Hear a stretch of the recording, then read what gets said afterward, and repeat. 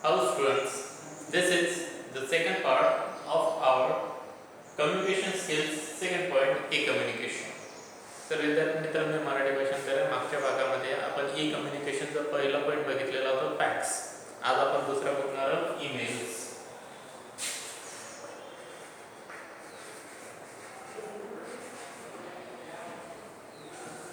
तर त्याची माहिती थोडक्यात दिलेली आहे ती आपण इथं वाचून घेऊया. 184 page number. Because of their speed and convenience. Convenience म्हणजे काय?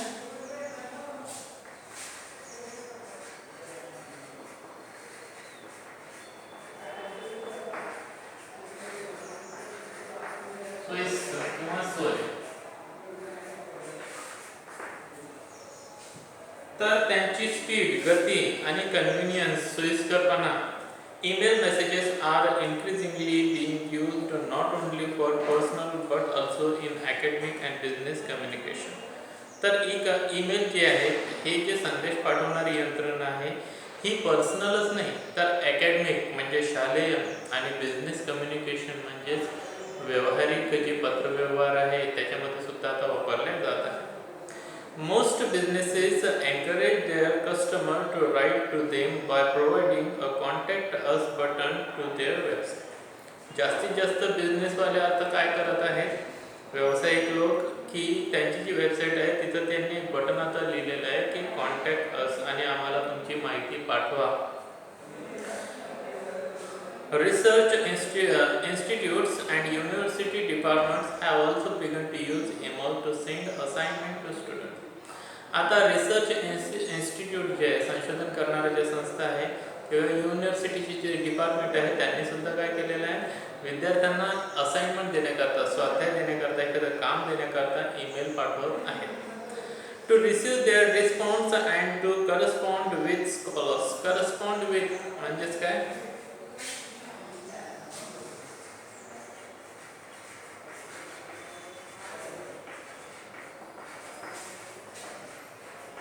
त्याशी पत्रव्यवहार करणे. तर याच्याद्वारे काय होते की त्या विद्यार्थ्यांकडून त्यांचा रिस्पॉन्स बघितला जातो आणि त्याचबरोबर जे विद्वान लोक आहेत त्यांच्याशी पत्रव्यवहार केला जातो. And email is formatted like an official letter. तर ईमेलची सुरुवात ही ऑफिशियल लेटरसाठी केली होती किंवा त्या फॉर्मॅटनुसार त्याची तयारी झालेली आहे. With some additional element. त्याच्यामध्ये आता आणखी काही ॲडिशनल एलिमेंट म्हणजे जास्तीचे घटक वाढवलेले आहेत. If you are writing a personal email, ज्यावेळेला तुम्ही एखादा वैयक्तिक ईमेल लिहिता, you may use the same format as for a personal letter. तो सेम फॉर्मॅट जो ऑफिशियल लेटरचा आहे तोच फॉर्मॅट तुम्हाला पर्सनल लेटर करता वापरावा लागतो. The following guideline will help you write email letter. तर खाली दिलेली जी गाईडलाईन आहे ती तुम्हाला ईमेल लेटर लिहायला मदत करेल. Use to line of the recipient's email I D.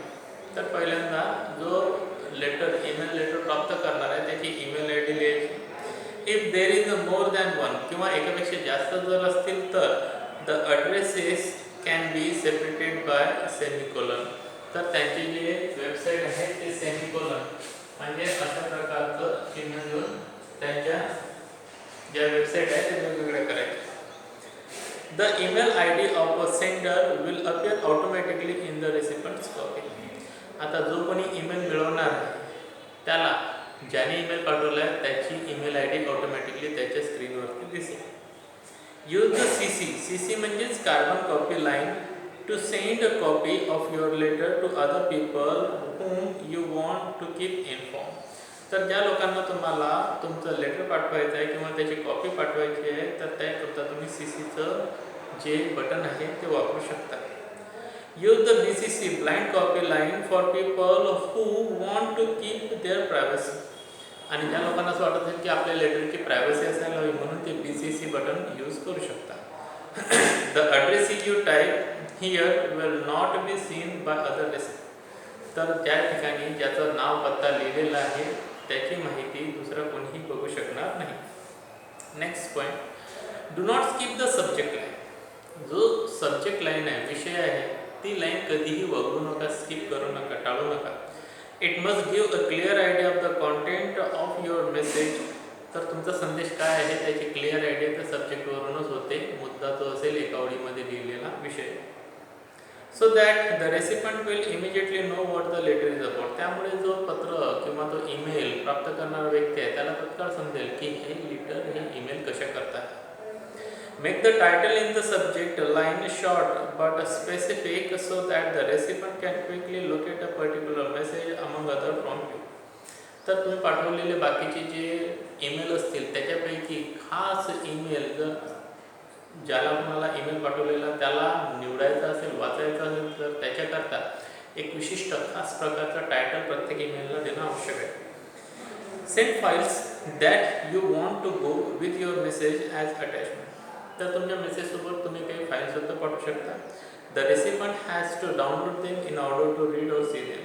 जो प्राप्त करणार आहे त्याला त्या फाईल डाउनलोड करायला लागते, त्यानंतर तो वाचू शकेल किंवा बघू शकेल. Next point, B prepared for problems when sending attachment. तर ज्या वेळेला तुम्ही एखाद्या ईमेल बरोबर एखादी अटॅचमेंट म्हणून फाईल पाठवत असता त्याच्यासोबत, तर त्यावेळेला काही प्रॉब्लेम येऊ शकतात, त्याच्याकरता तुम्ही तयार राहावं. Attachment can take a long time to download. कारण की हे जे अटॅचमेंट आहे, ज्या फाईल आहेत त्या डाउनलोड करायला थोडा जास्त वेळ लागते. Specially with graphic and photographs in them. विशेष करून त्याच्यामध्ये जर काही ग्राफिक्स असेल म्हणजे डिझाईन वगैरे असेल किंवा काही फोटोग्राफ असतील तर दे कॅन कॅरी व्हायरसेस. तर त्या फाईलमध्ये व्हायरससुद्धा असू शकतात. And they can be incompatible. Incompatible म्हणजे काय?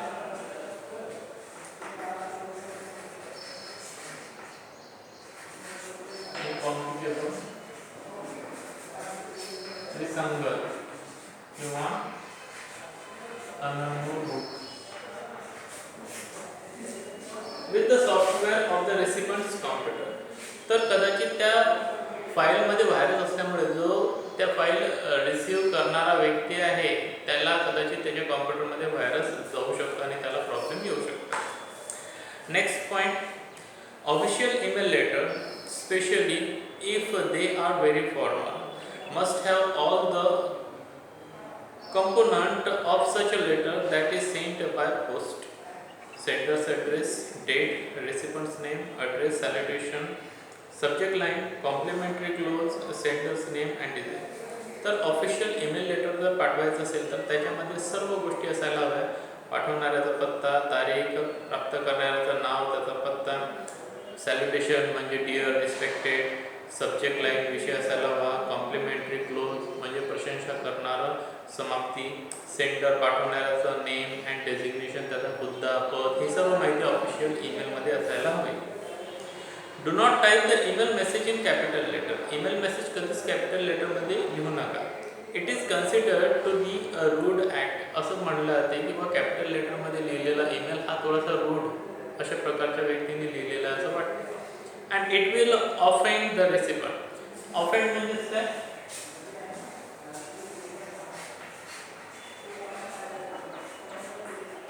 त्रस्त करणे. तर जो ईमेल प्राप्त करणारा आहे त्या व्यक्तीला कदाचित त्याच्यामुळे त्रास होऊ शकतो. आणि शेवटचा पॉईंट आता, do not risk writing anything highly confidential. Confidential म्हणजेच गुप्त. तर एखादी फार गुप्त गोष्ट असेल तर ती गोष्ट लिहिण्याचा तुम्ही प्रयत्न करू नका किंवा लिहूच नका. Such as your ATM password, ATMचा password, credit card number in your message. तुमच्या मेसेजमध्ये, ईमेल मेसेजमध्ये तुमच्या ATM कार्डचा नंबर लिहू नका, तुमचा पासवर्ड लिहू नका, क्रेडिट कार्डचा नंबर लिहू नका. Though email gives privacy to user. जरी या ईमेलमुळे जे वापरणारे त्यांना प्रायव्हसी मिळत असली तरी remember that your message can be retrieved by hacker. Retrieve करणे म्हणजे परत मिळवणे. परंतु काही कॉम्प्युटरच्या जगामध्ये हॅकर लोक आहेत की जे दुसऱ्यांची माहिती चोरत असतात. अशा प्रकारे तुमचा ईमेलसुद्धा कोणी बघून तुमचा ATM नंबर बघू शकतो. Criminals or other people looking for information. अशा प्रकारचे जे सायबर क्रिमिनल आहे, इंटरनेटवरती चोऱ्या करणारे लोक आहेत, ते तुमची माहिती शोधण्याचा प्रयत्न करतच असतात आणि त्यांना जर मिळाली तर ते तुमचा गैरफायदा घेऊ शकतात. So students, in this part ends here. We are going to stop here. Have a good day all of you. Thank you.